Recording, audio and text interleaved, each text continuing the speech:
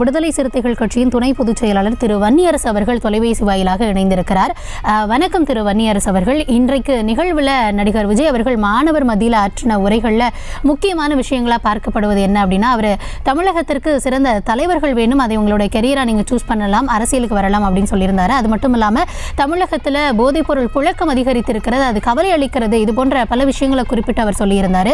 அவருடைய உரை தொடர்பான உங்களுடைய கருத்துக்களை பகிர்ந்து கொள்ளலாம்.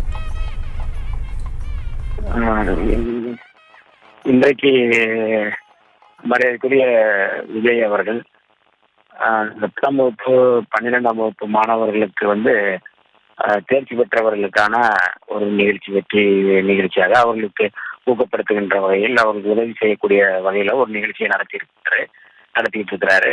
இது உண்மையிலே பாராட்டக்கூடியது. மாணவர்களை ஊக்கப்படுத்துறது அப்படிங்கிறது மிக முக்கியமானது. இந்த இடத்துல 2 செய்தியை ரொம்ப தெளிவா சொல்றாரு. ஒண்ணு இந்த போதைப் பொருட்கள் தமிழ்நாட்டுல அதிகமாயிருக்கு அப்படின்னு சொல்ற செய்தியோடு சேர்த்து, அது அரச குற்றச்சாட்டு விட நம்ம அதை சரி பண்ணிக்கிறணும், நமக்கு நம்ம சரி பண்ணிக்கிறோங்கிற ஒரு கூடுதல் செய்தியும் அவர் சொல்லியிருக்கிறாரு. இது உண்மையிலே ஏற்புடையதுதான். இது என்ன கடந்த 24ஆம் தேதி விடுதலை சிறுத்தைகள் சார்பாக நடந்த அந்த போராட்டத்தை கூட என்னுடைய தலைவர் அவர்கள் பேசும்போது கூட இதே கருத்து தான் சொன்னாரு.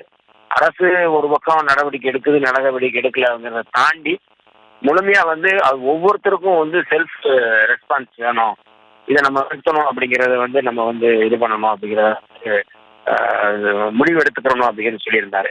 அப்ப அந்த வகையில அரசு நடவடிக்கை எடுக்குது அப்படிங்கிறத தாண்டி ஒவ்வொருவரும் நம்ம குடிக்க கூடாது, இல்லை நம்ம இந்த போதைப் பொருட்களை ஈடுபடக்கூடாது அப்படிங்கிறதுல இருக்கணும் அப்படிங்கிறது அதுல வர ரொம்ப முக்கியமான செய்தி. செல்ஃப் ரெஸ்பான்ஸ், அதுல வேற சுய கட்டுப்பாடு வேணும் அப்படிங்கிறது அதுல ரொம்ப முக்கியமானது. அப்ப இதை ரொம்ப அழுத்தமா வலியுறுத்தி சொல்லியிருக்கிறாரு. இப்ப இதை சொல்றதுனால சுய கட்டுப்பாடு வேணும் அப்படிங்கிறத தாண்டி சொல்றது மூலமா அப்ப இதை நியாயப்படுத்துறது அப்படிங்கிறது இல்லை. அரசு முழுமையா முழு மதுவிலக்கு வேணும் அப்படிங்கிறதுல எந்த மாற்று கருத்தும் இல்லை. இன்னைக்கு எல்லா இடங்களையும் கல்லூரிகள்ல, பள்ளிகள்ல நிறைய இடங்கள்ல கஞ்சா விற்பனை அதிகமாகிட்டு இருக்கு. இதை தடுக்க வேண்டிய பொறுப்பும் அரசுக்கு இருக்கு. இதையும் சேர்த்து அவர் சொல்லியிருக்க வேண்டும் என்பது என்னுடைய கருத்து.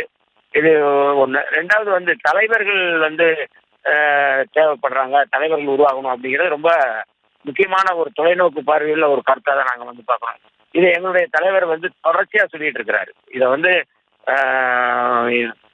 அதாவது கல்லூரிகள்ல நீங்க பொறியாளர்களா இருக்கலாம், டாக்டரை உருவாக்கலாம், ஆனா நல்ல ஒரு லீடர்ஷிப் வேணும், தலைவர்கள் வேணும் அப்படிங்கிறது தான் நாங்க தொடர்ச்சியா வலியுறுத்தின கருத்து. அதே கருத்து தான் அவர் சொல்லியிருக்கிறாரு.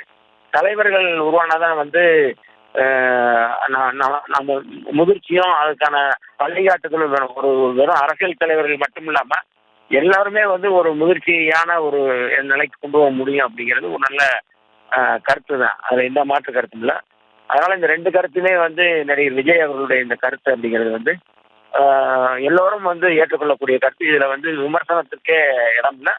இந்த ஒரு ஒற்றை கருத்துல மதுவிலக்கோ போதைப் பொருள் தடுப்பதிலையும் அரசு அதுல கவனம் செலுத்தி இருக்கணும் அப்படிங்கறத ஒரு சொல்லியிருந்தா இன்னும் கூடுதலா நல்லா இருந்திருக்கும்.